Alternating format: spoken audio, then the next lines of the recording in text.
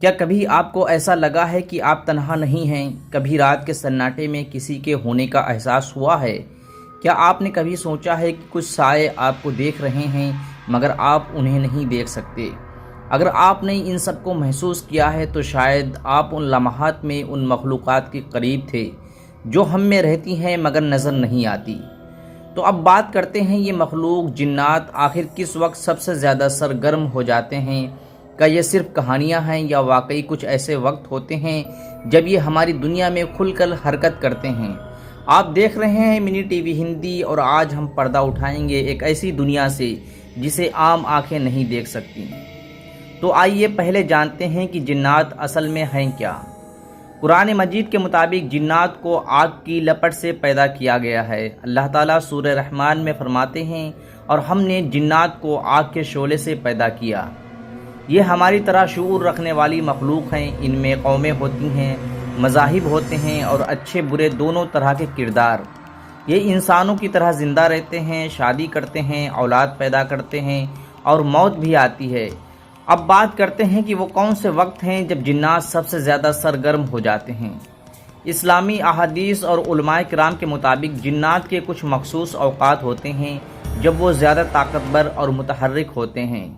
Number 1، مغرب کا وقت، دن اور رات کی سرحد۔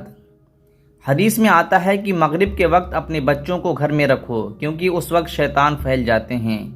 یہ وہ وقت ہوتا ہے جب روشنی ختم ہو رہی ہوتی ہے اور اندھیرا چھا رہا ہوتا ہے۔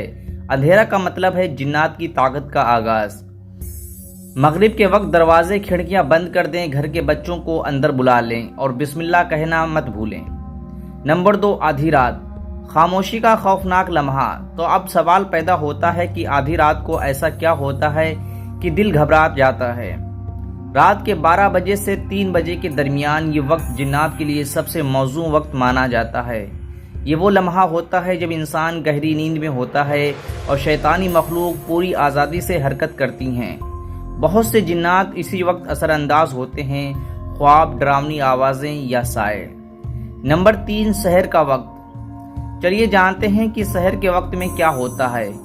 اس وقت فرشتے بھی زمین پر اترتے ہیں اور اللہ کی رحمت عام ہوتی ہے، مگر شیطان اپنی آخری کوشش کرتا ہے فجر کی نماز سے روکنے کی، غفلت میں ڈالنے کی۔ یہ لمحہ خیر اور شر کی کشمکش کا وقت ہوتا ہے۔ اب بات کرتے ہیں وہ کون سی جگہیں ہیں جہاں جنات دن ہو یا رات ہر وقت پائے جاتے ہیں۔ پرانے خالی مکان، سنسان سڑکیں، قبرستان اور بیت الخلاء۔ حدیث میں آتا ہے جب کوئی بیت الخلاء میں داخل ہو تو کہے اللہم انی اعوذ بک من الخبث والخبائث۔ یہ دعا جنات سے حفاظت کی ضمانت ہے۔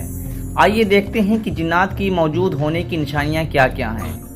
کچھ علامات ایسی ہوتی ہیں جن سے اندازہ ہوتا ہے کہ جنات آس پاس موجود ہیں۔